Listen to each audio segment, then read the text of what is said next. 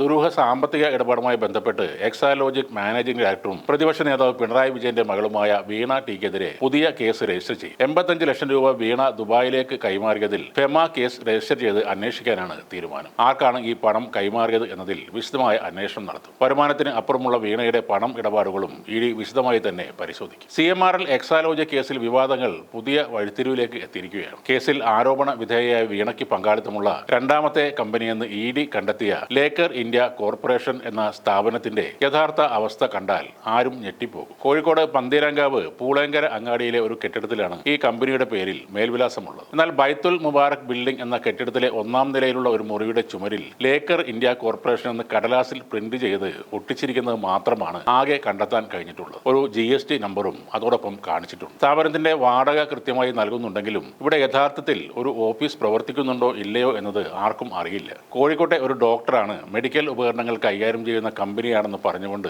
ഈ കെട്ടിടം വാടകയ്ക്ക് എടുത്തിരുന്നത്. എന്നാൽ ഈ സ്ഥാപനം തുടങ്ങിയ അന്നു മുതൽ ചുമരിൽ കടലാസിൽ ഒട്ടിച്ച ആ പേര് മാത്രമാണ് ഈ ഓഫീസിലെ ആകെ ആസ്തി എന്നതാണ് സത്യം. ഇതിനിടയിൽ രജിസ്ട്രാർ ഓഫ് കമ്പനീസിൽ ഈ സ്ഥാപനവുമായി ബന്ധപ്പെട്ട യാതൊരുവിധ ഔദ്യോഗിക വിവരങ്ങളും ലഭ്യം അല്ല എന്നതും ദുരൂഹത വർദ്ധിപ്പിക്കുകയാണ്. മുമ്പ് PM മുഹമ്മദ് റിയാസ് ബേപ്പൂരിൽ നിയമസഭാ തെരഞ്ഞെടുപ്പിൽ മത്സരിച്ചപ്പോൾ നൽകിയ സത്യവാങ്മൂലത്തിൽ വീണയുടെ ആസ്തികളുടെ കൂട്ടത്തിൽ ലേക്കർ ഇന്ത്യ കോർപ്പറേഷനും ഉൾപ്പെടുത്തിയിരുന്നു. 10 ലക്ഷം രൂപയാണ് ലേക്കർ ഇന്ത്യയിൽ വീണയുടെ ആസ്തിയായി അതിൽ കാണിച്ചിരുന്നത്. എന്നാൽ നിലവിൽ CMRL എക്സാലോജിക് ഇടപാടുമായി ബന്ധപ്പെട്ട് ലേക്കർ ഇന്ത്യ കോർപ്പറേഷന്റെ ബാങ്ക് അക്കൗണ്ടിൽ ഉണ്ടായിരുന്ന 15.5 ലക്ഷം രൂപ കഴിഞ്ഞ മാസം ED മരവിപ്പിച്ചിരുന്നു. ഈ നടപടിക്ക് പിന്നാലെയാണ് വീണയ്ക്ക് ഇങ്ങനെ ഒരു കമ്പനി കൂടിയുണ്ടെന്ന വിവരം പുറം ലോകം അറിയുന്നത്. എക്സാലോജിക് CMRL സാമ്പത്തിക ഇടപാട് കേസിൽ വീണ ടിക്കെതിരെ കൂടുതൽ തെളിവുകൾ എൻഫോഴ്സ്മെന്റ് കണ്ടെത്തുകയും ചെയ്തു. അറിയപ്പെടുന്ന വരുമാനത്തിന് അപ്പുറമുള്ള പണമിടപാടുകൾ വീണ കൈകാര്യം ചെയ്തെന്ന രേഖകളാണ് ഇഡിക്ക് ലഭിച്ചിരിക്കുന്നത്.